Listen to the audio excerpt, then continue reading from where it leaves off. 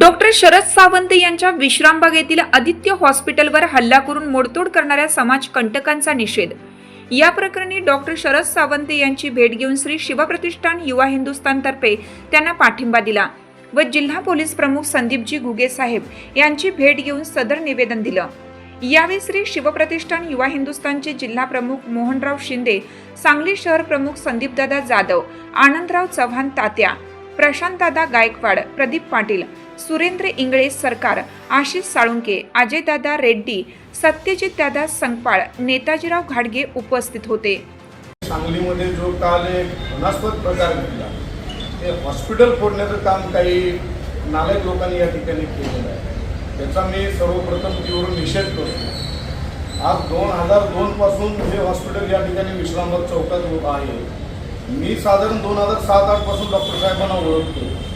अनेक स्तरातून डॉक्टरांकडे संपूर्ण जिल्ह्यातून नाही तर कर्नाटकातून सुद्धा त्यांच्याकडे पेशंट येत असतात. आजपर्यंत त्यांच्या बाबतीत कुठली एकही तक्रार, आम्ही गेले 22 वर्ष सामाजिक क्षेत्रामध्ये काम करतो, एकही तक्रार त्यांच्या बाबतीत आलेली नाही. आणि असं असताना काहीतरी चुकीचा विषय घेऊन या हॉस्पिटलमध्ये येऊन मोडतोड करणं, त्याचबरोबर आमच्या महिला परिचारिका या ठिकाणी त्यांच्यावरती हात उचलणं, हे अतिशय निंदनीय प्रकार या ठिकाणी घडला आहे. या घटनेचा मी निषेध व्यक्त करतो.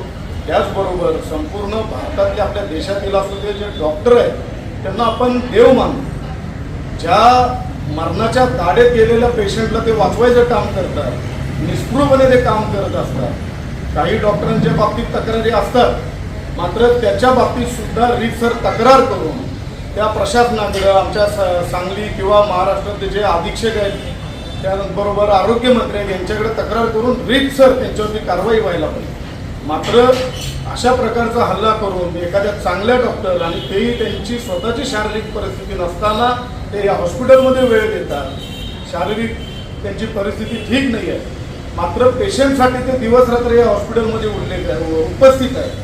आणि अशा डॉक्टरांच्यावरती, या हॉस्पिटलवरती आणि या परिचारिकांवरती जर हल्ला होत असेल त्याचा मी निषेध तर करतोच. मात्र संपूर्ण सांगली जिल्ह्यामध्ये मी आमच्या डॉक्टर बंधूंना, सगळ्या बांधवांना आवाहन करतो की असा जर प्रकार कोणाच्या बाबतीत होत असेल, कोणाला जर ब्लॅकमेलिंग केलं जात असेल, धमक्या दिल्या जात असतील, तर श्री शिवप्रतिष्ठान युवा हिंदुस्थानच्या आमच्या कोणत्याही सहकार्याला संपर्क करा.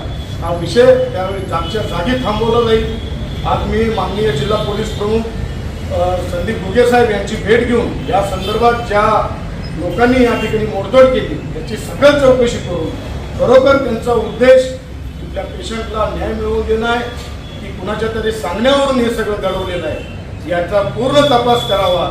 आणि जे आरोपी अजून सुद्धा पडद्यावर आलेले नाहीत यांना सुद्धा शोधून त्यांच्यावरती कारवाई करावी अशी मी त्यांच्याकडे मागणी करणार आहे.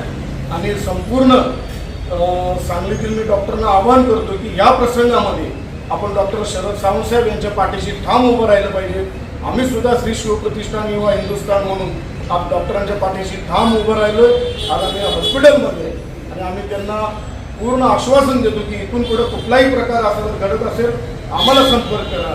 पोलीस तर इथं आहेतच, कर्तव्यदक्ष पोलीस, विश्रामबागचे पोलीस निरीक्षक आहेत, ते चांगल्या पद्धतीनं काम करतात, SP साहेब आहेत. आणि त्याचबरोबर आम्ही सुद्धा आपल्यासाठी 24 तास उपलब्ध राहू, एवढं आपल्याला मी आश्वासन. हिरकणी न्यूज करिता सांगली जिल्हा प्रतिनिधी राजेंद्र पाटील, सांगली.